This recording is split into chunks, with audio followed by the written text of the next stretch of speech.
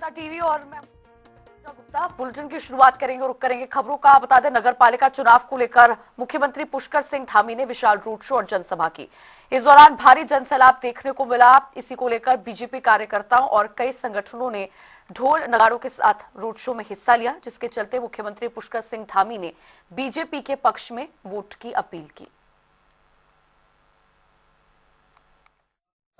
लोग यहाँ पर भारतीय जनता पार्टी का चेयरमैन जिताएंगे और पूरे वार्डों के मेंबरों को भी जिताएंगे और निकाय की सरकार यहाँ भाजपा की बनेगी। यहाँ का विकास तेज गति से होगा। रामू भैया बहुत हमारे अनुभवी कार्यकर्ता भी रहे हैं, समाज सेवक भी रहे हैं, तो इनके यहाँ चेयरमैन बनने से यहाँ का विकास तेज गति से होगा। यहाँ एक आदर्श नगर पालिका बनेगी, साफ सुथरी बनेगी, ड्रेनेज का सिस्टम नहीं है वो सिस्टम बनेगा, सीवर लाइनें नहीं है वो बनेंगी, अनेक प्रकार की लाइटें लगनी हैं, उन सभी पर काम होगा। और निश्चित रूप से मेरी भी कर्मभूमि रही है, तो मैं भी उनके साथ पूरी तरह से यहाँ इस क्षेत्र को आगे बढ़ाने के लिए काम करूँगा। और वहीं उत्तराखंड में नगर निकाय चुनाव को लेकर सियासी सरगर्मियां तेज हो गई हैं। इसी को लेकर मुख्यमंत्री पुष्कर सिंह धामी ने विशाल जनसभा को संबोधित किया, जहां जनता को जनसंबोधन के दौरान उन्होंने कहा कि सभी जानते हैं कि प्रधानमंत्री नरेंद्र मोदी के मार्गदर्शन में और उनके सहयोग से उत्तराखंड विकास के निरंतर नए नए कीर्तिमान स्थापित कर रहा है।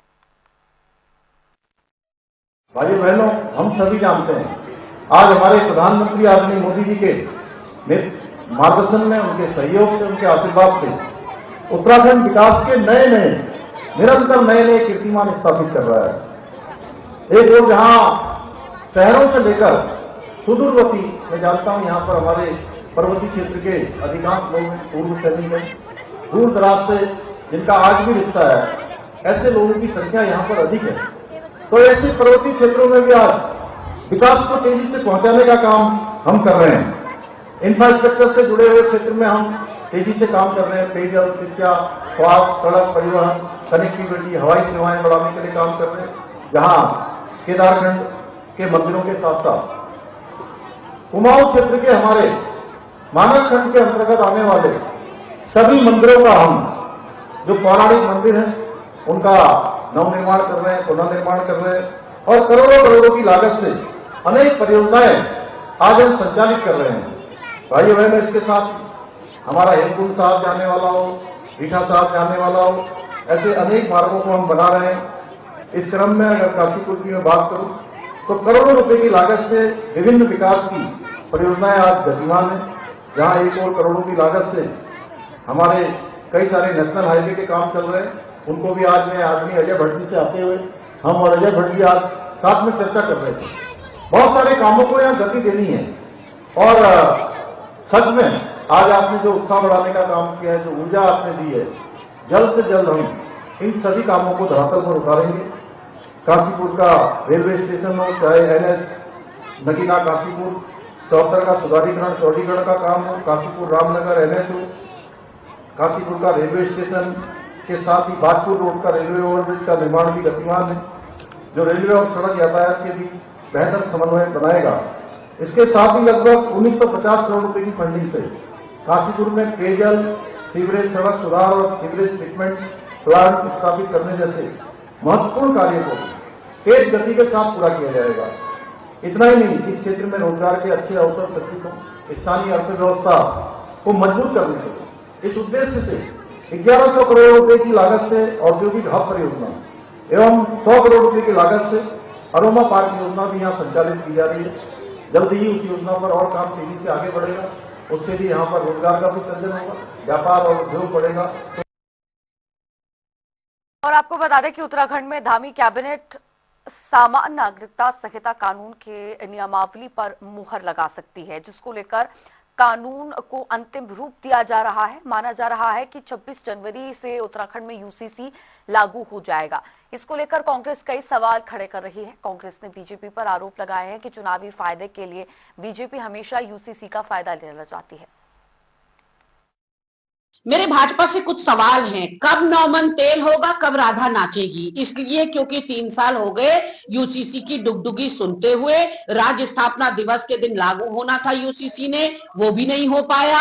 और अब मुझे ये बताइए कि यूसीसी लागू होने से उत्तराखंड का क्या भला होने वाला है, क्योंकि उत्तराखंड हिंदू बाहुल्य राज्य है और हिंदुओं के लिए सभी कुछ हिंदू विवाह अधिनियम में कवर्ड है। तो ऐसे में ये डिवोर्स, मैरिज और उत्तराधिकार, गोद लेना, इन सारे विषयों को कवर करता है यूसीसी। ये ऑलरेडी हिंदू विवाह अधिनियम में कवर्ड है।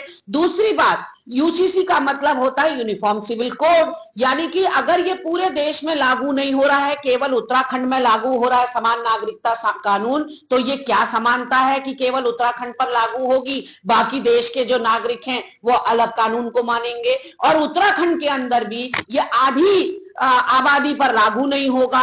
तो ऐसे में उत्तराखंड की उस आबादी को आप उत्तराखंडी मानने से इनकार कर रहे हैं या उनको छूट दे रहे हैं, और छूट दे रहे हैं तो किस बिना पर दे रहे हैं। तो कहीं ना कहीं यूनिफॉर्म सिविल कोड पूरी तरह से बेमानी हो जाता है यदि देश के सभी नागरिक इसमें कवर्ड नहीं होते।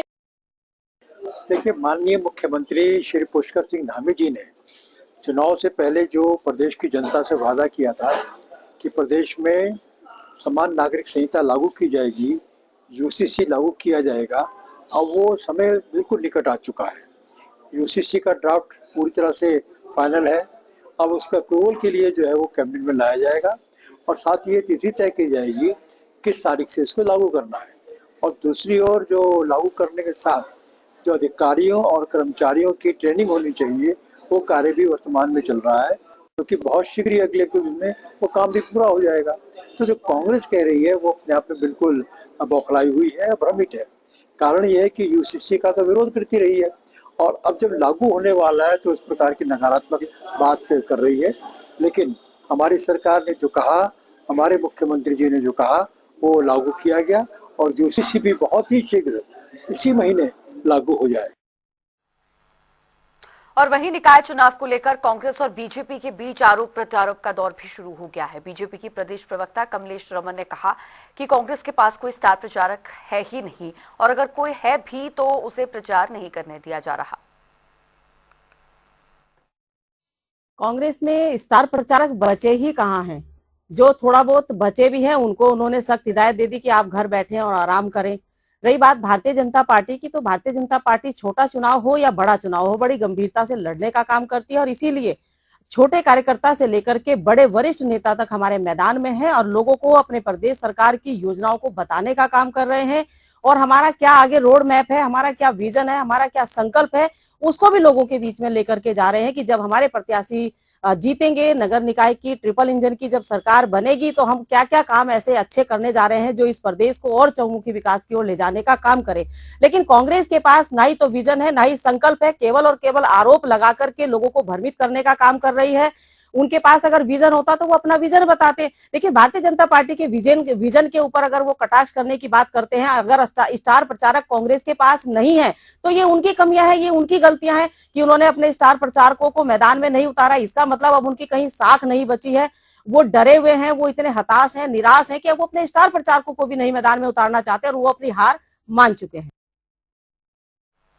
और निकाय चुनाव के मद्देनजर पुलिस अपनी तैयारी में जुटी हुई है। 23 जनवरी को निकाय चुनाव के लिए प्रदेश में मतदान होना है, जिसको लेकर सुरक्षा के लिहाज से पुलिस पूरी तरह से मुस्तैद है। बता दें कि पुलिस के अलावा होमगार्ड और पीएससी के जवानों को भी तैनात किया जा रहा है। साथ ही लगातार चेकिंग अभियान भी सघनता से चलाया जा रहा है। 23 तारीख को उत्तराखंड में जो है निकाय चुनाव है, लोकल बॉडी इलेक्शंस। इसके लिए पुलिस पूरी मुस्तैदी से जो है वो लगी हुई है। इसमें हमने संवेदनशील और अति संवेदनशील केंद्रों को जो है चिन्हित कर लिया है और इन समस्त जो ऐसे संवेदनशील स्थान है, इस पे जो है राजपत्रित अधिकारी लगातार भ्रमण कर रहे हैं। इस पे जो है लगातार हम लोग संवेदनशीलता का कारण देखते हुए लगातार यहाँ पर छापेमारी और जो पुलिस की कार्रवाई है वो लगातार वहाँ पे जारी है। अब तक जो है 18 लाख से ऊपर की जो है वो शराब पकड़ी जा चुकी है। इसके अलावा जो है 350 जो है केजी के लगभग जो है वो मादक पदार्थ, जो कि 13 करोड़ से ज्यादा का जो है वो मादक पदार्थ अब तक पकड़े गए उत्तराखंड पुलिस के द्वारा इस दौरान। उसके अलावा जो है बड़े पैमाने पर जो है बैरिकेड्स हमने लगाए हैं, नाकाबंदी, चेकिंग, सीसीटीवी कैमरा से चेकिंग हो रही है जगह जगहों पर। इसके अलावा हम लोग लगातार जो है प्रिवेंटिव एक्शंस कर रहे हैं, जिसमें मुचलका पाबंद ऐसे व्यक्ति जो चुनाव के दौरान गड़बड़ी करने की आशंका है उनको चिन्हित किया जा रहा है, उनको नोटिस दिए जा रहे हैं। इसके अलावा जो है वो वेपन डिपोजिशन, आर्म्स डिपोजिशन जो है वो उसकी कार्रवाई जोरों पर है। तो पूरी एहतियात फोर्स का भी जो है वो जिला पुलिस मुख्यालय से समस्त जो है पीएसी बल का और होमगार्ड, पीआरडी सभी आवंटन, फॉरेस्ट गार्ड सभी आवंटन जिलों को कर दिया गया है और जिले जो है अपना डिस्ट्रिक्ट जो इलेक्शन डिप्लॉयमेंट प्लान है उसके साथ तैयार है और पूरे चुनाव जो है निष्पक्षता से और शांतिपूर्वक ढंग से जो है उत्तराखंड पुलिस इसको कराएगी। हल्द्वानी में ओलंपिक एसोसिएशन के अध्यक्ष महेश नेगी ने प्रेस वार्ता की। इस दौरान उन्होंने कहा कि उत्तराखंड में 38वां नेशनल गेम्स आयोजित होना है, उत्तराखंड के लिए बेहद गर्व का विषय है। साथ ही उन्होंने ये भी कहा कि सभी तैयारियां लगभग पूरी की जा चुकी हैं। कितने खिलाड़ी कहां पहुंचेंगे, कैसे पहुंचेंगे, इन सब चीजों की मार्किंग हो चुकी है। मेरे ख्याल से करीब करीब जो मेरे को आज सुबह मैंने फीडबैक ली थी, करीब करीब सभी वेन्यूज के 37 गेम होने हैं। 37 में से करीब करीब जो है 34 खेलों के वेन्यूज एकदम तैयार हैं, उसमें कहीं कोई दिक्कत नहीं है। एक दो खेलों की जैसे स्विमिंग की को लेके आप कह रहे हैं, जैसे कुछ एथलेटिक्स ट्रैक की बात चल रही है, एक आध दो चीज़ें जो हैं वो वेन्यूज ठीक हो जाएंगे। एक दो दिन का काम है, बड़ा काम सब हो चुका है। छोटे छोटे फॉल्ट्स हैं उसको भी कर लिया जाएगा, कोई दिक्कत नहीं है। ये हमारे लिए सौभाग्य की बात है जो हमारे जितने भी वहाँ पर खेल देखने के लिए खिलाड़ी प्लस और क्षेत्र के स्थानीय लोग वहाँ पर पहुँचेंगे, उन लोगों की बहुत अच्छी व्यवस्था, हर जगह बैठने की और हर जगह पहुँचने की व्यवस्थाएं हैं। तो निश्चित तौर पर उसके लिए तो खेल तो हो ही जनता के लिए रहे हैं, तो जनता का बैठने का पूरा इंतजाम भी है। सरकार प्रदेश के कई स्थानों पर टनल पार्किंग के साथ साथ शहरों में भी अंडरग्राउंड पार्किंग बनाने का प्लान बना रही है। इसी के चलते शहरी विकास मंत्री प्रेमचंद अग्रवाल ने कहा है कि प्रदेश में पर्यटन के लिहाज से करोड़ों यात्री आते हैं, इसीलिए सरकार का सबसे ज्यादा फोकस पार्किंग पर है, क्योंकि ट्रैफिक की वजह से लोगों को दिक्कतों का सामना करना पड़ता है। इस प्रकार से माननीय धामी जी की सरकार ने ये दूसरा कार्यकाल प्रारंभ किया, तब से लगातार पार्किंग के लिए तो हम बहुत विशेष फोकस कर रहे हैं, क्योंकि हमारे यहाँ चारधाम यात्रा, अन्य पर्यटन गतिविधि या सामान्य लोगों को निश्चित रूप से ट्रैफिक से दिक्कत रहती है। पार्किंग यदि व्यवस्थित होगी, पार्किंग यदि पर्याप्त होगी, पार्किंग यदि ठीक ठाक हर जगह पे होगी, तो इससे भी निजात मिलेगी और एक व्यवस्थित व्यवस्था, यानी कि चाहे वो ट्रैफिक के लिए होगी, चाहे देखने में होगी या किसी भी रूप में, वो बहुत ठीक ठाक लगेगी। तो हमने बहुत सारी पार्किंग इस बीच में, चूँकि मेरा ही विभाग है आवास, उसमें हमने स्वीकृत की है। और वही आपको बता दें कि प्रदेश में जल्दी यूसीसी लागू करने की तैयारियां तेज की जा रही हैं। इसी के तहत यूसीसी के पंजीकरण के लिए पोर्टल तैयार कर लिया गया है। इस पोर्टल को सूचना प्रौद्योगिकी विकास एजेंसी ने तैयार किया है। साथ ही आपको बता दें कि इस पोर्टल पर एक साथ 50,000 से ज्यादा यूजर एक साथ अपनी एंट्री कर सकते हैं। इस पर जानकारी देते हुए ITDA की निदेशक नितिका खंडेलवाल ने क्या कुछ कहा, वो सुनिए। नहीं, जैसे कि राज्य सरकार द्वारा निर्णय लिया गया था कि यूसीसी का जो इम्प्लीमेंटेशन है वो डिजिटल प्रणाली के रूप में होगा, उसका इम्प्लीमेंटेशन फील्ड पे। तो उसको देखते हुए जो अभी जो यूसीसी की वेबसाइट कमेटी के आदेश पे और यूसीसी में जो राज्य सरकार के आदेश थे उस भी ITDA द्वारा टेक्निकल रूप से तैयार की गई है।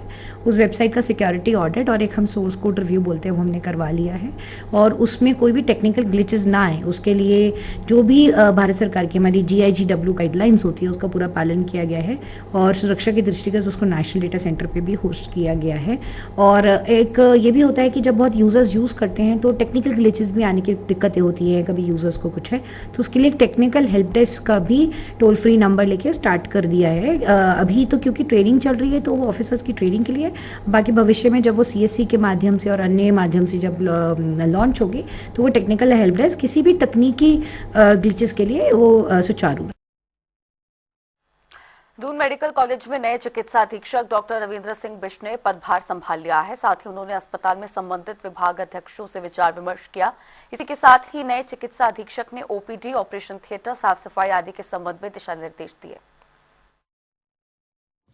आज मैंने MS का कार्यभाग यहाँ पे संभाला है दून मेडिकल कॉलेज में, हॉस्पिटल में।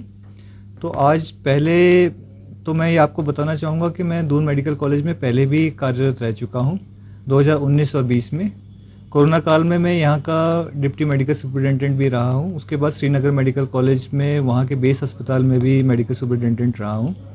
तो आज ये अतिरिक्त कार्यभाग मुझे दिया गया, तो मैंने आज सुबह अस्पताल का राउंड लिया था, ओपीडी का राउंड लिया था। तो कुछ चीज़ें हैं जो कि अभी हमने करनी है प्राथमिकता के ऊपर, तो वो हमने संबंधित विभागाध्यक्षों को बुलाया और उनके साथ डिस्कस करके कुछ एक फ्रेमवर्क बनाया।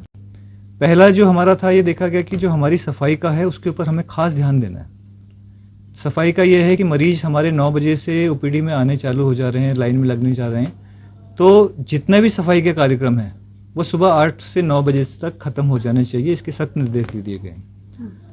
फिर जैसे जैसे मरीज बढ़ते जाते हैं तो फुटफॉल जैसे ही हमारा बढ़ता है, गंदगी फिर से होने लगती है, तो एक निर्देश दिए गए हैं कि ओपीडी आवर्स में हर 2 घंटे में सफाई होगी और जहाँ पे गंदगी ज़्यादा दिखी जाएगी वहाँ पे फिर से सफाई होगी। ओपीडी के बाद इवनिंग में हर 3 घंटे में और रात के वक्त 4 घंटे में रिपीट सफाई का हमने आदेश दिए गए।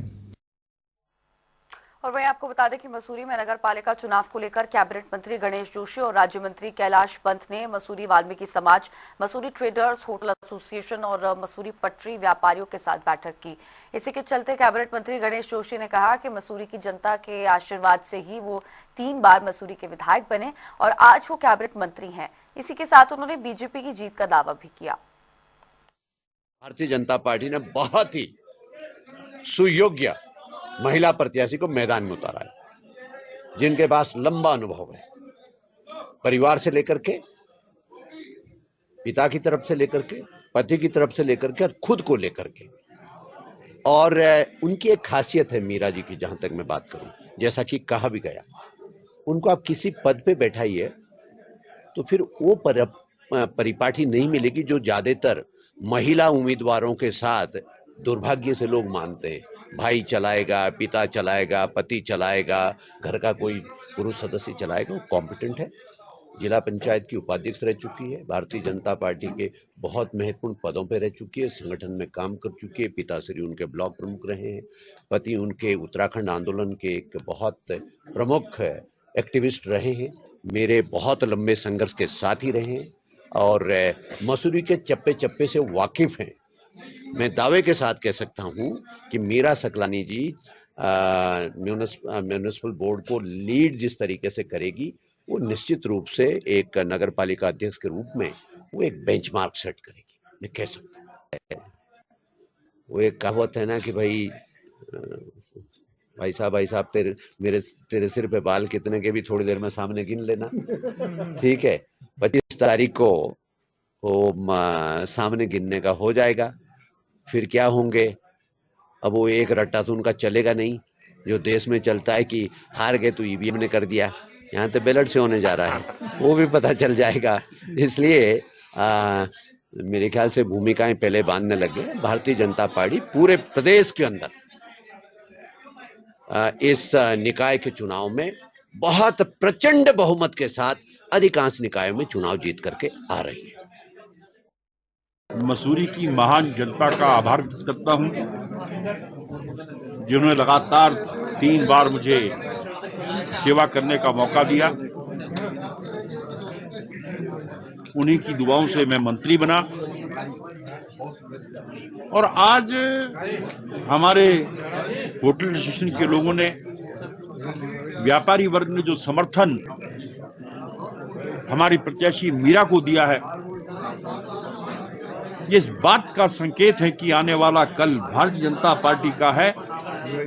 मीरा सकलानी नगर पालिका मसूरी की चेयरमैन बनने जा रही है और मसूरी का जो सर्वांगीण विकास है वो पिछले 10 सालों से रुका हुआ था, क्योंकि मैं प्रदेश सरकार से पैसा लगा सकता हूं, केंद्र सरकार से पैसा लगा सकता हूं, लेकिन मैं जमीन नहीं दे सकता और सारी योजनाएं धरातल पर होती हैं जो मैं सहयोग न मिलने के कारण कर नहीं पाया, जिससे आज मसूरी अवस्थित।